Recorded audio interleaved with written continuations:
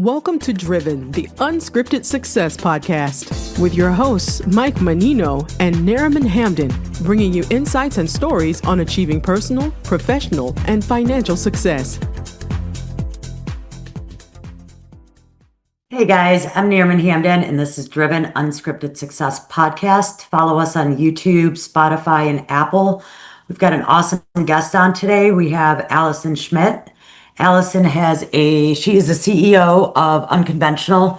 It's a company that offers coaching, or as she says, uncoaching, unconsulting, but consulting company. So where are you zooming in from? I'm zooming in actually from Dallas, Texas. Awesome. So why don't you explain, why don't we kick it off with telling us a little bit about what you do, what your business is, what you do, and how you got to where you are.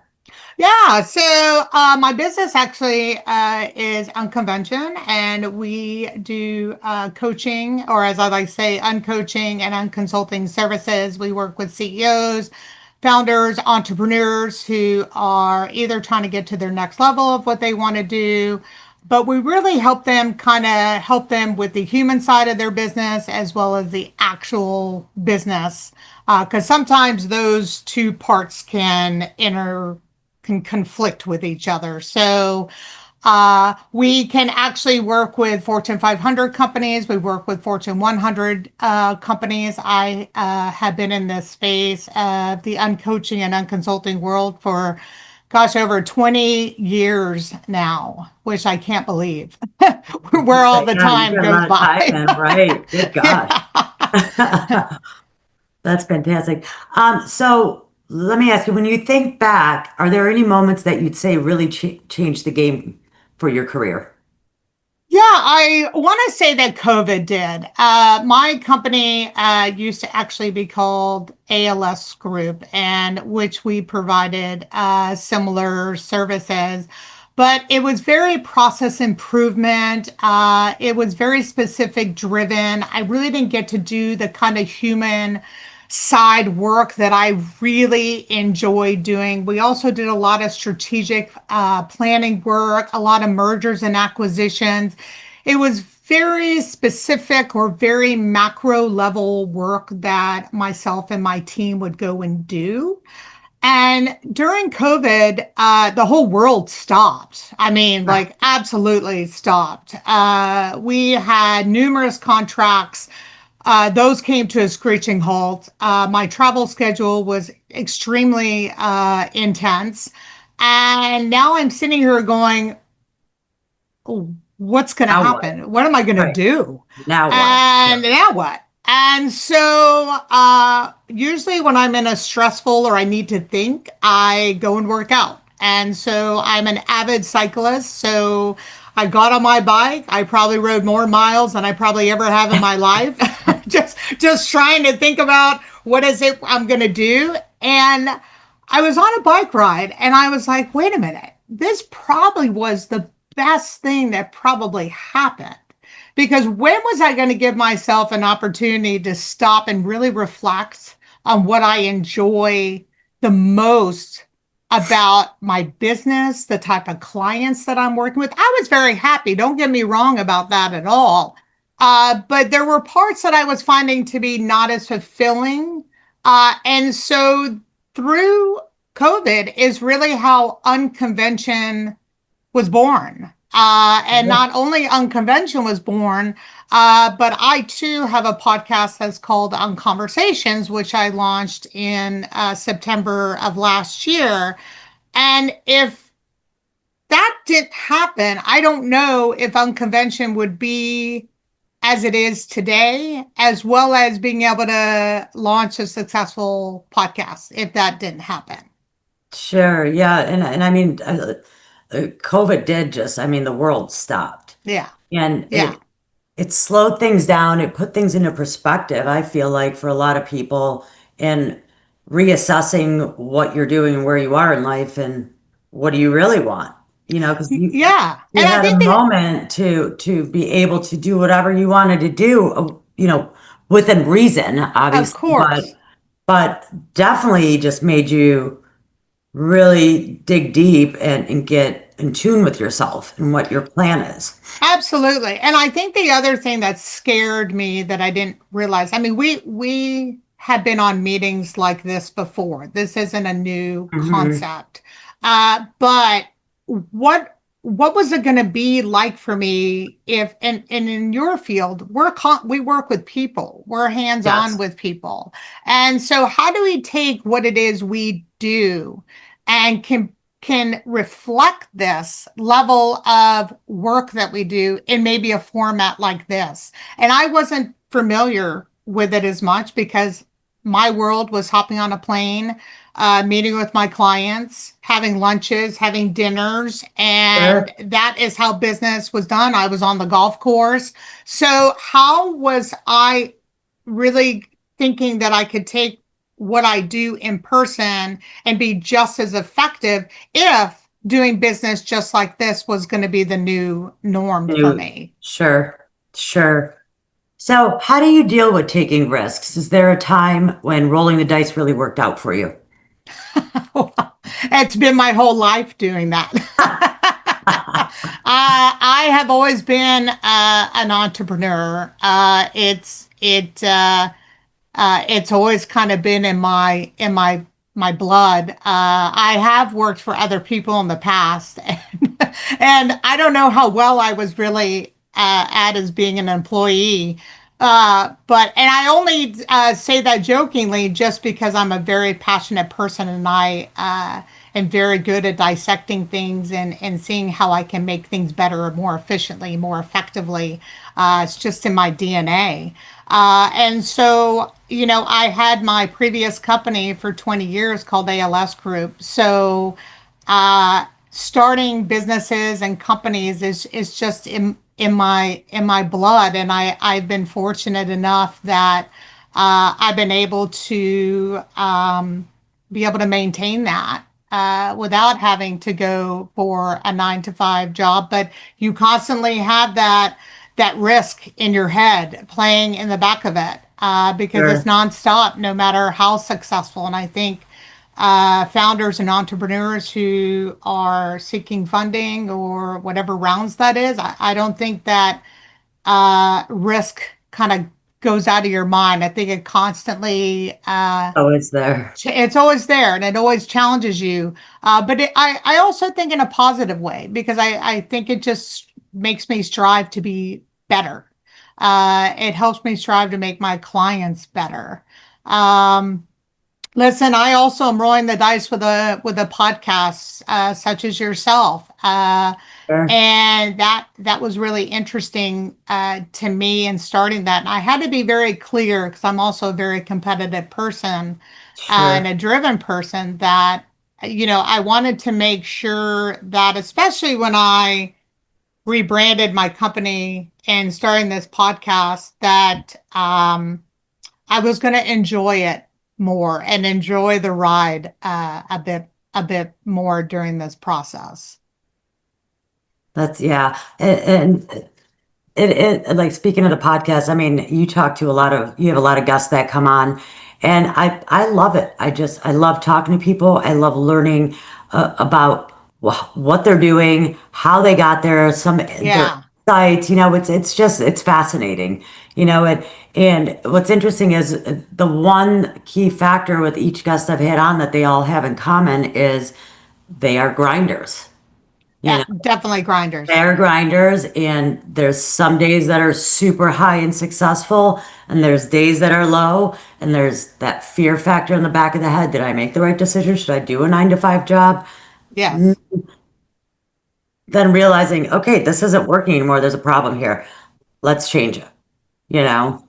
So, Yeah, and that's part of the reason why I wanted to do my podcast too was because I wanted it to show that we're all human, and when I say I have clients, they're also human beings, and they're human beings who are also driven in their own way, and they're either selling a product or they're selling some type of widget or they're managing a whole organization, or they have a board that's breathing down their neck situation. And so Sure. I really feel where my company is very different in the consulting and the coaching space is we look at both aspects. It's really understanding the human side, what's really going on here, why this person or this team is maybe underperforming in a certain way. It's not just the systems within the organization, it's also the Mhm. humans that are bringing human stuff into the Right. organization. And I help in regards to figuring out how those can all coexist, if you will. Got it. So, what's a skill or habit you think doesn't get enough credit contributing to your success? That's a great question.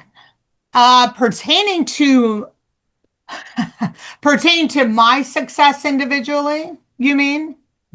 Yeah, I guess, yeah, it would be individually. So, You've created these companies. I mean, yeah. that's your success. Well, I think it's interesting. The reason I was thinking of that question a few different ways. One, I think from a professional standpoint, I think I get a lot of credit and recognition for the type of work that I do. From a friend and family standpoint, I think that's a really interesting one because some people don't necessarily understand what I do and how I do it. That's why I was sort of kind of processing that question. What's really interesting is I think doing the podcast has brought that side to a clearer understanding more of what I do and the level of individuals that I work with and the very high level individuals that I work with. So I think to some degree that was a bit of a surprise, like, we had no idea that's what you did. But from my field itself, and especially when I first started my career, most of my business was really coming from referrals. So I was a company that was really known for doing strategic plans, mergers and acquisition work.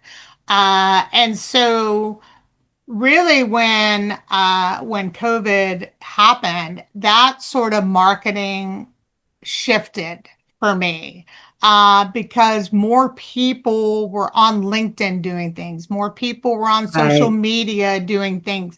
And so that is a world that I had to get. I mean, I was on Facebook and LinkedIn, but those were certainly not, I would say, active from the standpoint of either generating business or letting people know about my business or a combination of that. So I would probably say with more of the marketing tactics that I'm doing now for my company and more of the things that I'm getting involved and engaged with, I that recognition that you're speaking of, I feel I'm doing a really great service. And I think one thing I'd like to kind of bring up, this was brought to my attention and I didn't mean to do this. It wasn't necessarily Sure. my thought in doing this.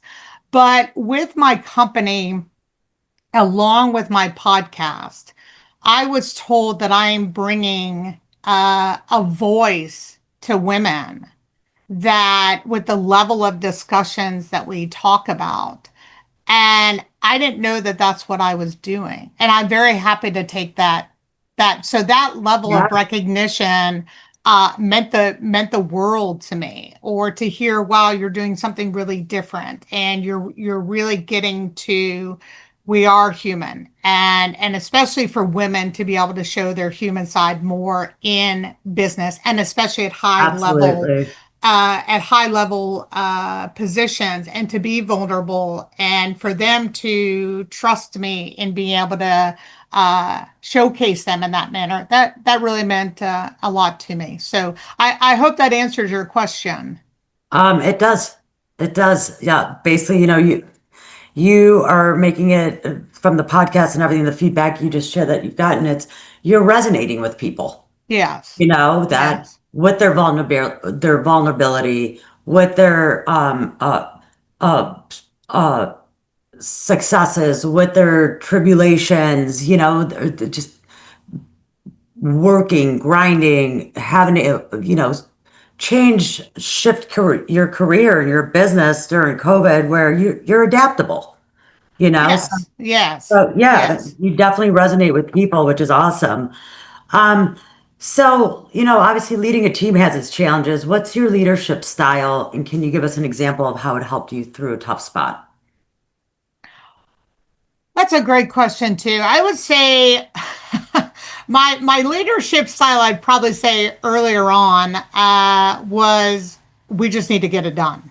I don't care how it gets done, we just need to get it done. Yeah, And it was certainly not an authoritative kind of leadership style, but I think I was young. I took on a lot of responsibility, and especially when you're a new entrepreneur, and you're in a field that was very highly competitive and still is today highly competitive. Let's just forget about coaching for a second. Just the world of consulting and the type of management and leadership consulting, and the way that it was done back then.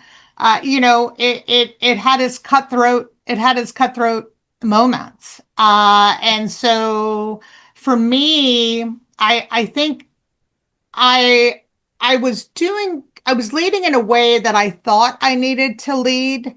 Um, I mimicked other people's leadership styles that I thought maybe were effective. But as things began to grow, as I began to mature, I think my leadership style began to change. And I would say my leadership style today is really great from the standpoint of it's very collaborative. I don't look at things or people as their competition to me. I think I look at every opportunity and assess it to see if it's a right opportunity for now. sure. It could be another opportunity for later. And so I think I look at things now, and I have not just presently today, but I just think as you get older, your leadership and I think what's important and what's not important, I think begins to change. And so I would probably say if I had to label myself, I'm definitely uh, a more caring leader, a more humanistic leader, and a leader who constantly evolving and learning. And I think that has over the many years has served me well because of the people that, as you say, come into my life. It's reflecting what I feel I'm bringing out there. Sure. Speaking of the consulting world being so competitive, what sets you apart and what comes easy to you that others find challenging? I think what's different for me is I'm not just about the sale. So I'm about the person, and really trying to understand what it is, and finding out if we're the right company.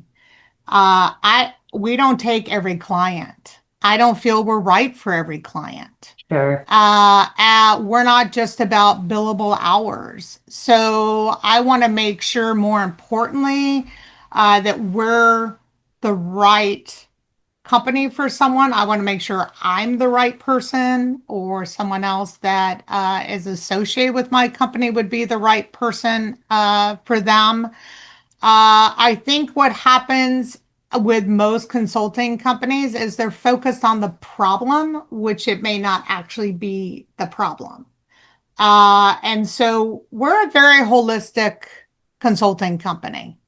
And we're a type of company, and I'm the type of person that I have no problem spending time to make sure that this is going to be a successful relationship to the best it can be, a profitable relationship as best as it can possibly be. Um, and I think I'm the reason for that.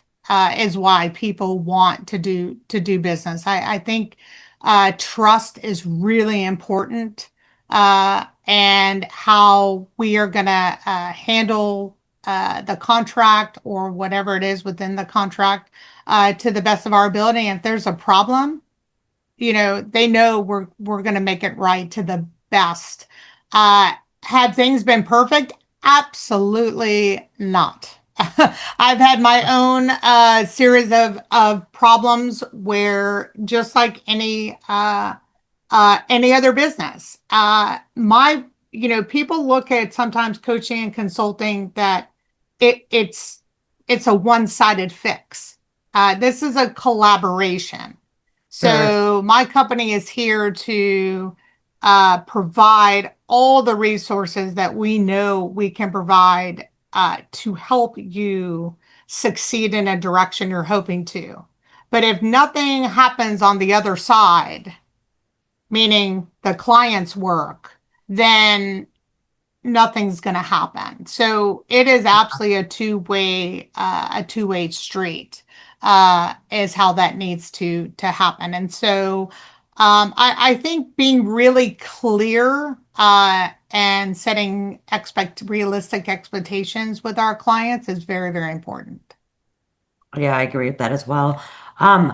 So, what's a skill or habit you think doesn't get enough credit for contributing to your success?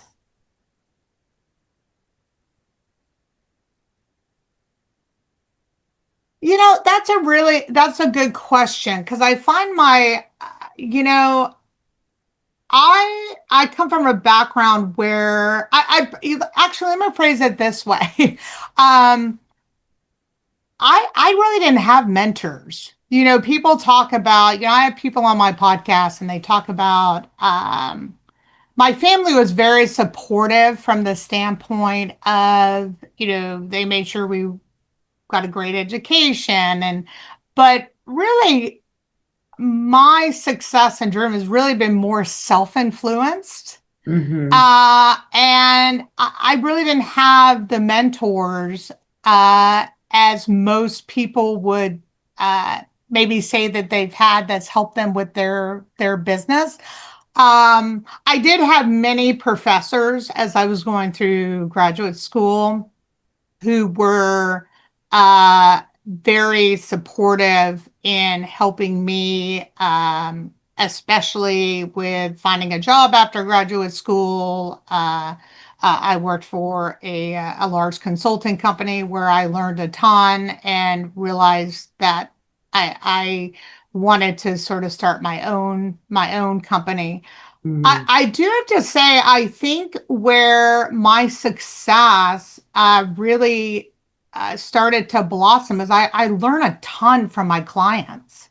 I really need to give credit to my clients, and I need to give credit that I do partnership collaborations. I learn from other people, from other CEOs that I collaborate with and bring in on projects that my company may not service. And so I learn a ton from those type of experiences, where I feel that's where my success has been drawn from. That's great. And I could see that, with consulting, all these different types of businesses and individuals and personalities. I mean, you're constantly how can you not learn from them going through a certain experience with their business or situation versus the other client, and then taking what you've learned from that client helps you coach this client Sure. and all the way around, which also helps coach you personally. Yeah. Also, Yeah, and I'll also add, I too, I am a practice what I preach person. Uh, Especially when COVID hit, I did feel lost, and I hired my own executive coach to help me actually. You know, Sometimes we define ourselves in such a certain way, and that's how we continue to view ourselves as. And we don't sometimes the clouds are there and we can't see that we have other really great skills and assets about ourselves because we've learned to function in a certain silo for so long, or we see ourselves in a certain silo for so long. And so I went through my own executive coaching process, and I owe a ton to her because she really challenged me. She helped me realize that I'm more than just my company or companies, and I'm more than just someone that is highly educated with 2 master's degrees and a PhD. And sure. there's other parts of me that, why am I not bringing those sides of myself into my business when it could help so many other people? And so that was a really big shift for me, which is why, as I was mentioning to you earlier on in this podcast, about that I find myself to be a more evolved CEO because I want to help other founders, business owners, possibly do the same, which I think could even help them have even a more successful and profitable business by going through that process. Sure. So, how do you encourage your team to think outside the box and bring new ideas to the table? That's my whole company. That's what Unconvention is all about. Uh, it's in my business, there is the term I use of unconventional excellence. What makes people unconventionally excellent? And that is part of the whole mission and the whole movement of Unconvention is to help people realize what makes them unconventionally excellent and thinking outside of the box in that way. When you listen to my podcast, I have my guests go through a process that I've coined as the unword effect. And that is a process where I have them think of 3 words with the prefix of on to help describe them as who they are as an unconventionally excellent leader. Hmm. And that process has been amazing. And I went through it myself because we're so used to describing ourselves and using certain words. And the on is really a powerful, powerful prefix in a word. Most people will use an unword to describe something possibly negative. But if you look up certain unwords, there's so many that are used in a very powerful and meaningful way. And it's been fascinating, not only doing that within my own company, but also on the podcast and hearing these leaders talk about their process and what these words mean to them from a personal journey perspective, or how it's taken them through their professional journey, or a combination. It's been absolutely fascinating. And what's been so great is I do get previous guests who will message, or past guests, excuse me, and message me and go, "Oh my gosh, I was doing an acceptance speech and I was getting an award and I actually used 2 of my unwords." And I was like, "That is Oh, that's great. awesome." Yeah, I was like, it was That's awesome. awesome. Yeah, so it was really Yeah. great. That's awesome. So, what's a day in your life look like? How do you juggle work and everything else? Great question. Great question. It really is. I will say earlier on, there was this little concept called work-life balance that people like to use a lot. I don't believe work-life balance really exists because it's very hard to have that when you have kids, spouses, work, you want to work out, you want to have a social life. I mean, there's only so much time in the day. So for me, I'm not perfect at it, but I definitely set aside at least an hour to an hour and a half a day. It doesn't have to be in the morning, doesn't have to be in the afternoon, doesn't have to be necessarily at night, but I need that Alison time for sure. And so that for me is going for a run, that's hopping on my bike, that's doing something where I'm not sitting in front of a computer on calls, replying to emails. It's really my downtime. And so I can reflect on my day, process something maybe that's bothering me, or I just had a bad Right. call, any of those type of things. But I really make sure, and I think it's important that people set aside some time in their day, whatever that can look like, to where they give it to themselves. I think that's really important. I agree with that. I tend to do that as well and that's my time when I go to the gym. It's hour at the gym, and then at the end of the day, it's the unwinding. Just Yes. in my bed, just reading or just reflecting on the day, whatever it is, So it's extremely important because when you're constantly going nonstop, and it all just becomes one. Yeah. If It you it don't you don't absolutely. pause to take a breath, and then it just doesn't end well at that point. So how do you tackle learning new things, especially stuff outside of your comfort zone? Well, I'm going to tell you that's the podcast. So the podcast for is definitely out of my was, I would say, out of my comfort zone. It's I came up with this concept. I love the concept. I was very happy to see that people have enjoyed the concept of it. But there's so much to learn about it. I mean, there's so many aspects to it. And I had to really give myself some grace in understanding. So you get the guest, that's great. You have a wonderful podcast. You're going to figure out where you're going to post it.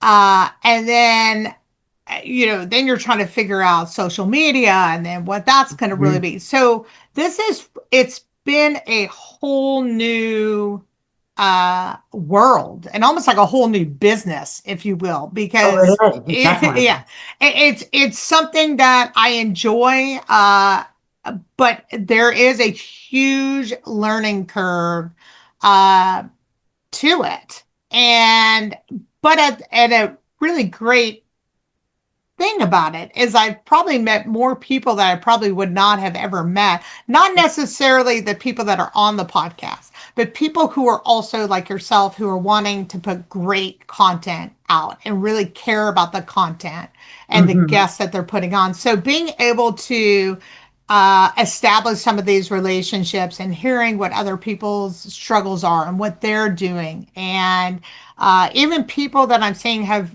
really great, successful podcasts are also trying to uplift newer podcasters that are coming out who are really wanting to bring great content out to the world. So I find it to be an interesting community, an extremely supportive community, Yeah. and one that, like I said, I don't think I would have ever crossed paths with the different backgrounds and type of individuals that I've met if I didn't actually start this podcast. And it's been a great opportunity, also where it's enhanced my,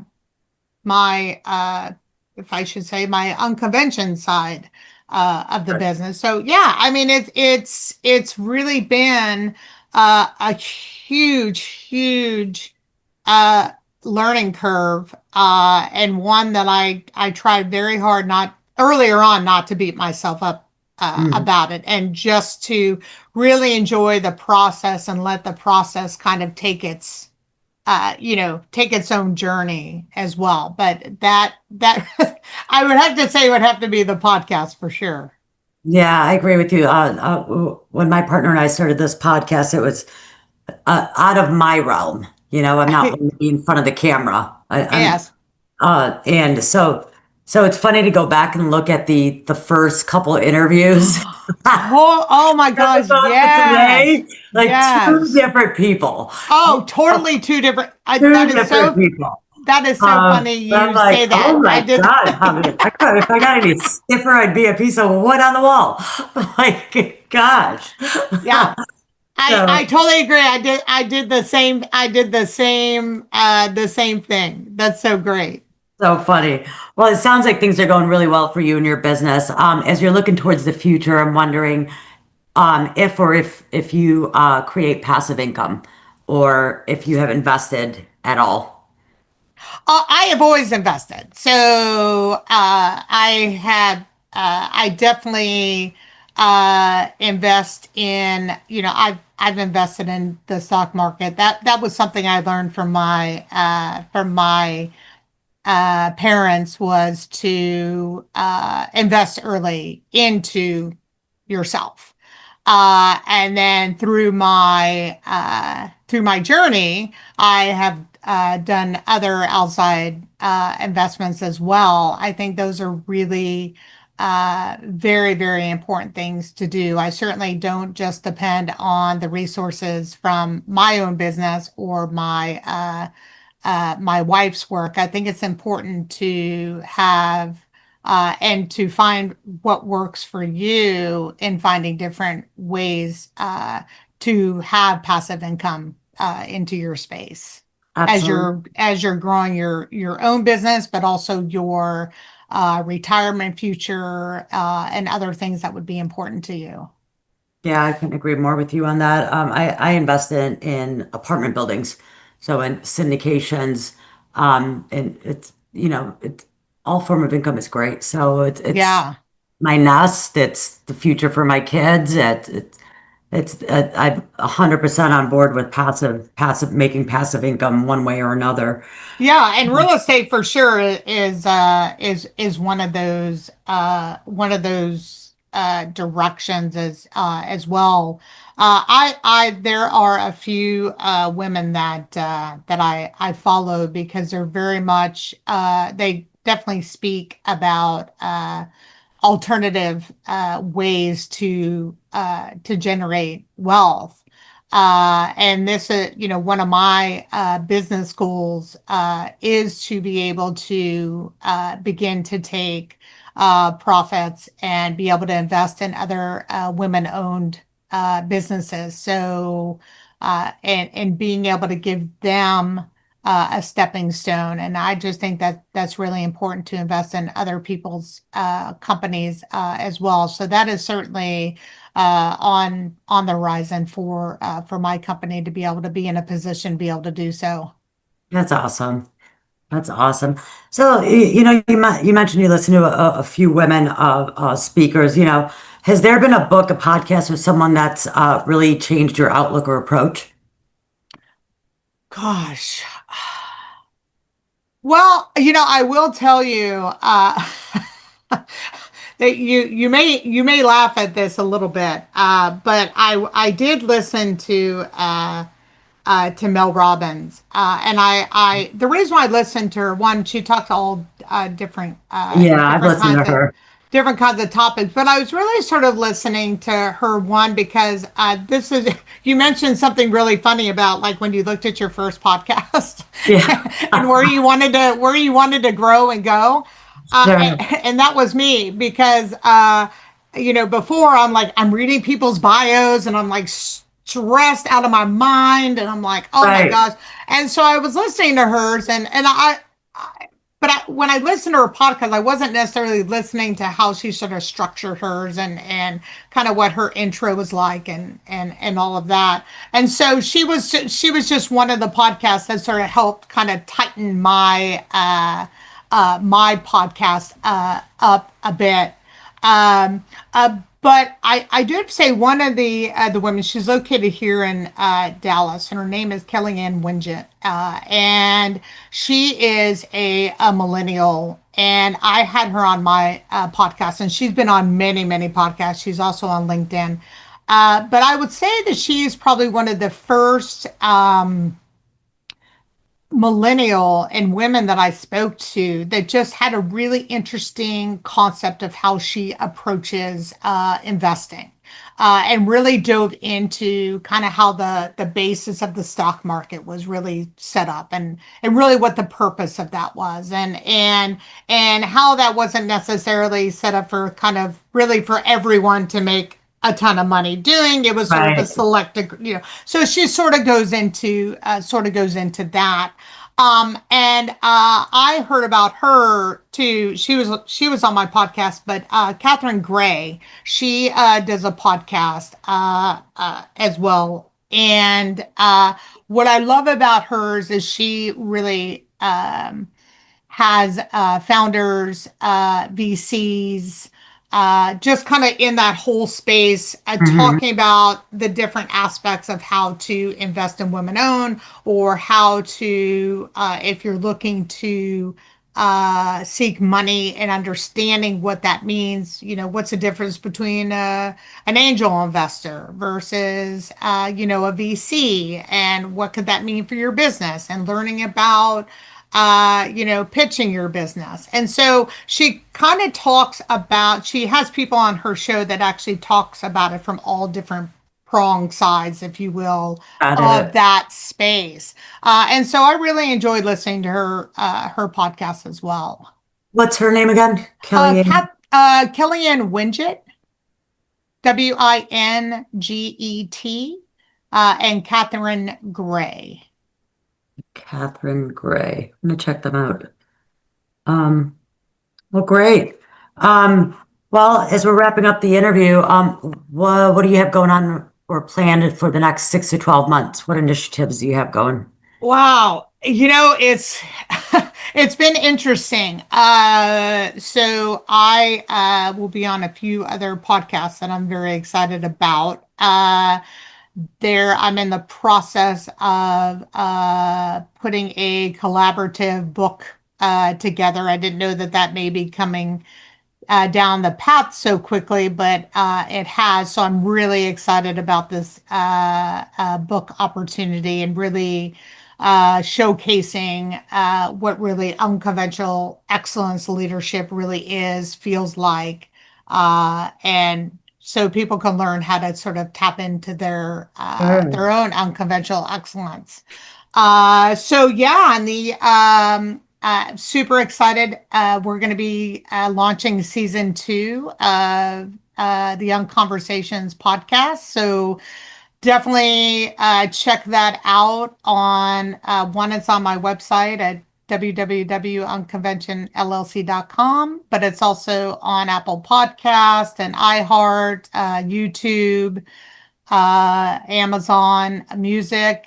So yeah, I hope everyone tunes in and listens and if we can be of any service to any of your listeners, clients, we're definitely here. That's awesome. So this is a question I always like to finish with. If you were looking at your 30-year-old self, what would you, with all the experience that you have learned over your years, and what would you say to her? I would definitely I didn't understand this before. People used to tell me find your passion, and I never understood what that really meant for me. No one really kind of I think I did things from the standpoint of what I thought was maybe expected of me, or thought I saw other people were doing, and I was like, oh, maybe I should do that too. That looks like fun. And so I probably tell myself, because things start getting serious when like you can kind of play in like your 20s and 30s a little bit. 40 begins to get a little serious. And then for sure, 50, you got to really have your shit together. Like you got to know what's up. Like you don't have time to kind of play and take huge risks in life too much. So I would probably, definitely say to really trust in the process, in your own process, and trust in yourself and listen to your gut than necessarily what maybe was expected or what other people maybe want from you. And allow yourself to make those mistakes because those are supposed to be the times to do that. And for me, I think I was trying to move too quickly. And maybe that's where I wasn't kind of enjoying the process so much as I am today. Sure. So yeah, that's for sure what I would have told myself at 30, definitely. Yeah, that's a good one. And moving too fast at that time, and I was the same way. I would take it all on and just try to get through it to get to the next level. Yes. Yes. What's that old saying? Take some time to smell the roses. Right. And I was just like, yeah. right past them. Petals everywhere. That's what I was going to say. The petals blew off. I'm like, smell what flowers?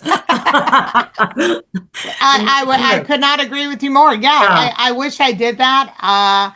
And I think the other thing, if I could say this too, is, man, don't be afraid to take those risks because that's really the time to do it. And, I think I would have maybe looked at investments differently, or I think I would have maybe made different decisions. And listen, we're all in the place we're supposed to be right now. So I can't go back and get those glorious years back. Right. But with the people that are listening, I would say definitely take the risk because what's the worst thing that's going to happen? It didn't work out. But at least you won't have the regret that you at least tried, and now you're going to regroup and figure out what the next amazing thing is going to be. So that would probably be my second thing I would add. Yeah, you saying what's the worst that can happen reminds me growing up. My mother resonates with me till this day. I had a situation coming home from school, and I was talking to her about it. I was upset, and she looked at me. She goes, "Listen, every problem has a solution, unless you die or go to jail. So figure it out." Right. Because if you go to jail, that means those decisions now are going to be made for you. Yeah, right. And if you're dead, well, you're dead. And you're dead. And then there's still nothing you can do. Right. So go figure it out before either of those happen. Yeah, absolutely. Well, thank you so much for coming on. I appreciate it. I enjoyed chatting with you. And thanks for tuning in, guys. If you want to get a hold of Alison Schmidt, you can find her on LinkedIn or her podcast, Unconventional. Unconversations. Unconversations. And you can go to unconventionalllc.com. Yeah, perfect. So thanks, guys. See you next time. Thanks for listening to Driven, the Unscripted Success Podcast. Want to share your story? Apply to be a guest at drivensuccesspodcast.com/guest.